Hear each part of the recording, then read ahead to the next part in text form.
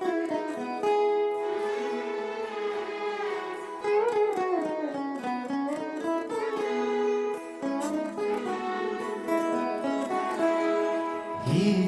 मुची प्रार्थना, हेच मुचे मागणी, हीच मुची प्रार्थना, हेच मुचे मागणी. माणसाने माणसाशी माणसासम वागणे,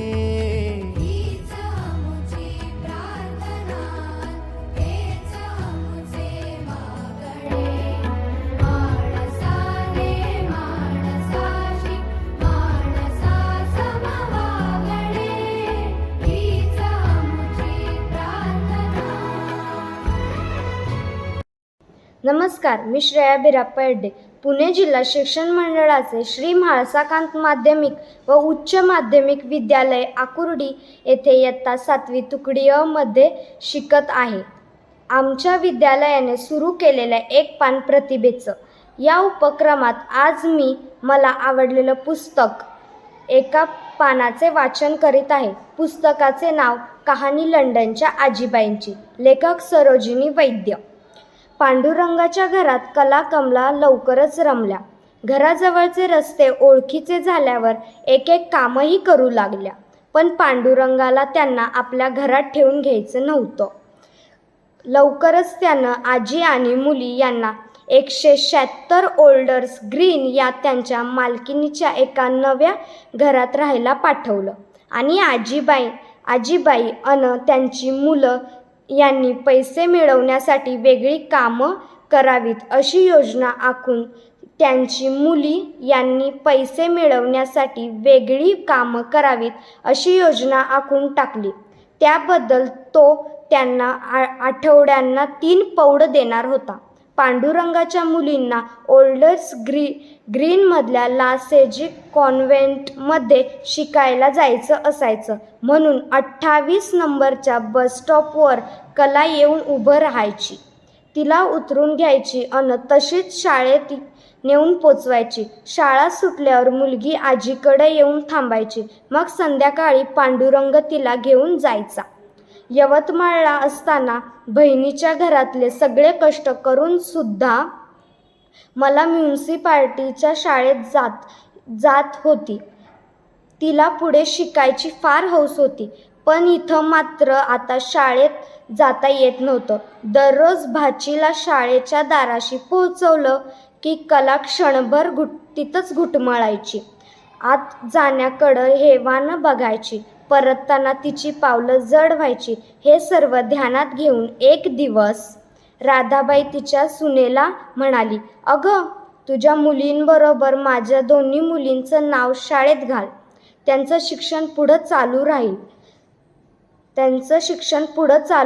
राहील. सून उतरली, "इथल्या शाळेची फी तुम्हाला परवडेल?" सुरुवातीचे काही दिवस पांडुरंग त्यांच्या कॅन्टीन दर दिवशी वेगवेगळ्या विभागात हातगाडीचा माल विकायचा. मुलींना आणि आजीबाईंना नेऊन सोडायचा आणि संध्याकाळी परत घेऊन जायचा.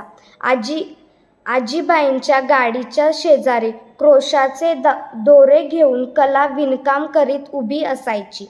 तिचा हात फार चपळ.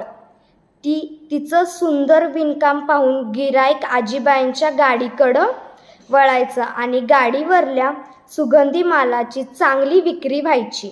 विक्री चांगली झाली की पांडुरंग खुश होईल आणि कमिशन म्हणून आपल्याला 4 पौंड जास्त मिळतील या आजीबाईंचा हिशोब ती कलाला म्हणायची.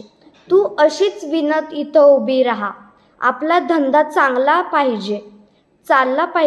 पण काही दिवसातच कला या उभं राहायला कंटाळली आणि आजीबाईंच्या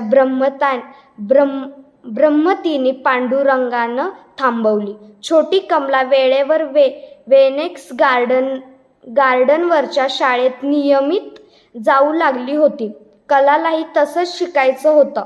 पण घरात लॉजिक बोर्डिंगसाठी राहणारी 7-8 मुलं असायची. त्यासाठी नाश्ता आणि रात्रीचं जेवण करण्यासाठी आईला सकाळी मदत तिला करावी लागायची. कशी शाळेत जाणार ती? योगायोगाने याच वेळी ठाकूर नावाचा एक मराठी मुलगा बोर्डिंगात राहायला आला. त्याला कला म्हणाली, ठाकूर, तुम्ही मला इंग्रजी शिकवाल का? म्हणजे काही दिवसांनी तरी मला शाळेत जाता येईल. ठाकूर लगेचच पुस्तकाचं दुकानात मॉडर्न इंग्लिश टीचर हे पुस्तक विकत आणून तिला शिकवायला सुरुवात केली.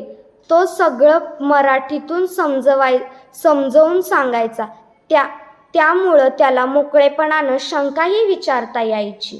2 महिन्यातच तिला मोडकं तोडकं इंग्लिश बोलायला यायचं.